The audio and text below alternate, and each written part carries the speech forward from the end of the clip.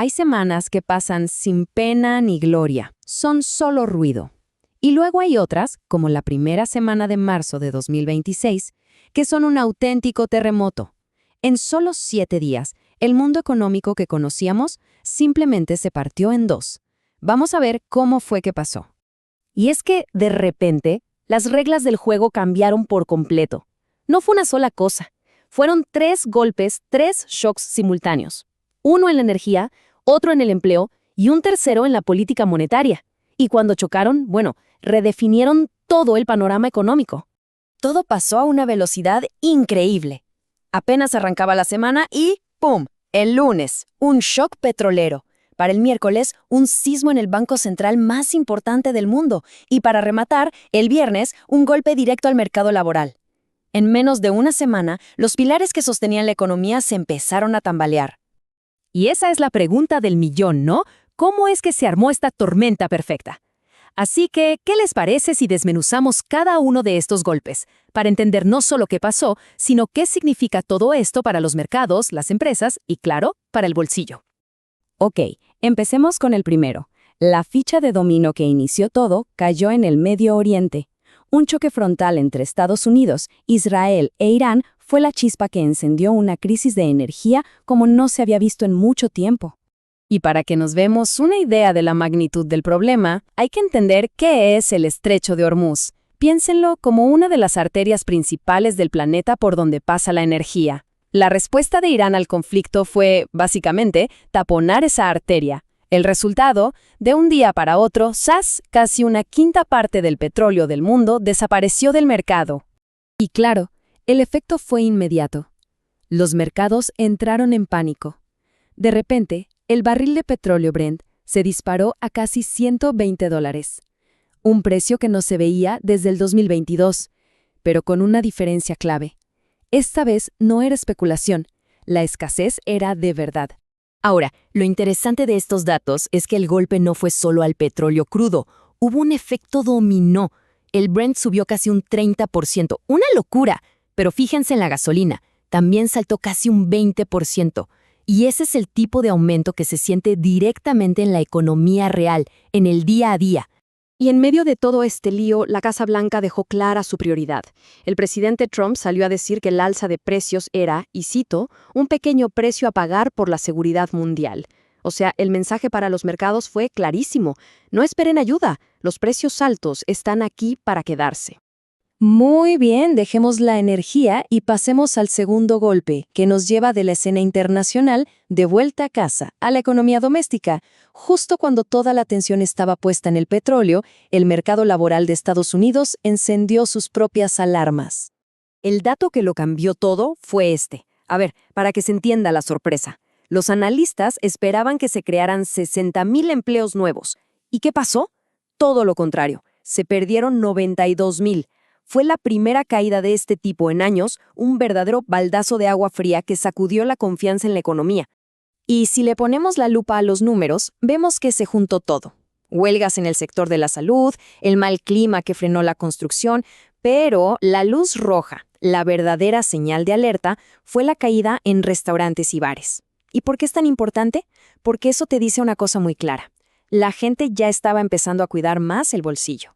Y si con todo eso no fuera suficiente, llegó el tercer shock. Este es quizás el más complejo, pero también el que cambia las reglas del juego a largo plazo. Hablamos de un giro de 180 grados en la cabeza del banco central más poderoso del mundo, la Reserva Federal. Justo en el ojo del huracán, la Casa Blanca hizo su movida y nominó a Kevin Warsh. Y miren, esto no era un simple cambio de nombre en la puerta de la oficina. No. Esto era un terremoto en la filosofía misma de cómo se maneja la economía. Y aquí se ve clarísima la diferencia.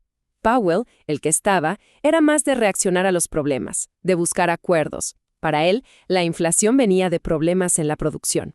Warsh, el nominado, es todo lo contrario. Es de la escuela que dice, el problema es que se imprimió demasiado dinero y punto. Son la noche y el día. De hecho, esta frase resume su pensamiento a la perfección. Para Warsh, la culpa de la inflación no la tienen las fábricas, la tiene la maquinita de imprimir billetes. ¿Y cuál es la consecuencia práctica de esto? Una muy importante. En una crisis como esta, en lugar de bajar las tasas de interés para ayudar a la economía, él podría hacer todo lo contrario, subirlas. Ok, entonces recapitulemos. Tenemos el golpe de la energía, el del empleo y el cambio en la Fed. La gran pregunta es, ¿y todo esto junto qué provocó? ¿Cómo le pegó a la economía de a pie, a la de la calle? Vamos a ver esas réplicas. Y aquí la historia se pone interesante. Uno pensaría que con este caos todo se fue a pique, ¿verdad? Pues no.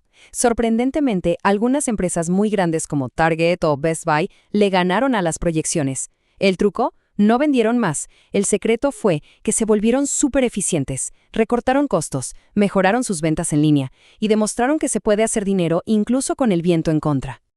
Pero claro, una cosa son las grandes corporaciones y otra muy distinta es lo que pasa en casa. Para las familias, la historia fue otra. Las tasas de las hipotecas subieron, así que comprar una casa se hizo más caro. Pedir cualquier préstamo se volvió más difícil y bueno, la gasolina subió un 7.5% en una sola semana. Esto es como un impuesto sorpresa que te golpea directo al presupuesto. Y esto se reflejó perfectamente en los mercados financieros. El dinero, que siempre busca seguridad, salió huyendo de las grandes empresas de tecnología y se fue a refugiar en sectores más físicos, energía y materiales. Fíjense la diferencia. El S&P 500, que está lleno de tecnológicas, apenas se movió. Pero los sectores de energía y materiales se dispararon.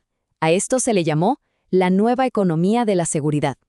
Y la suma de todos estos factores trajo de vuelta a un viejo fantasma económico, una palabra que nadie quiere oír, estanflación. ¿Qué es? Es, básicamente, lo peor de dos mundos. Por un lado, una economía que no crece, o sea, que se estanca.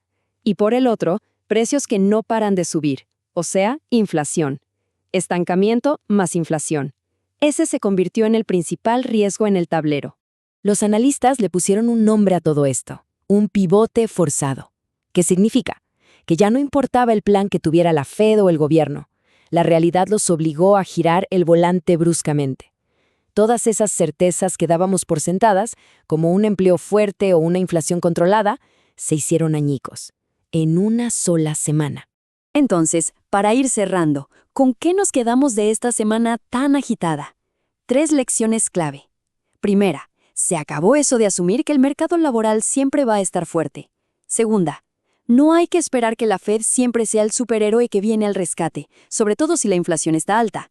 Y tercera, el dinero está corriendo a protegerse en la llamada economía de la seguridad, defensa, energía, cosas tangibles. Y con esto llegamos al final de este análisis. La gran pregunta que nos dejó esa semana de marzo de 2026 es fundamental. Si todo aquello que nos daba una sensación de estabilidad, un trabajo predecible, energía barata, un banco central que sabíamos cómo iba a reaccionar, de repente se desvanece, ¿qué lo va a reemplazar? Y más importante aún, ¿cuál será el nuevo precio que tendremos que pagar por la estabilidad?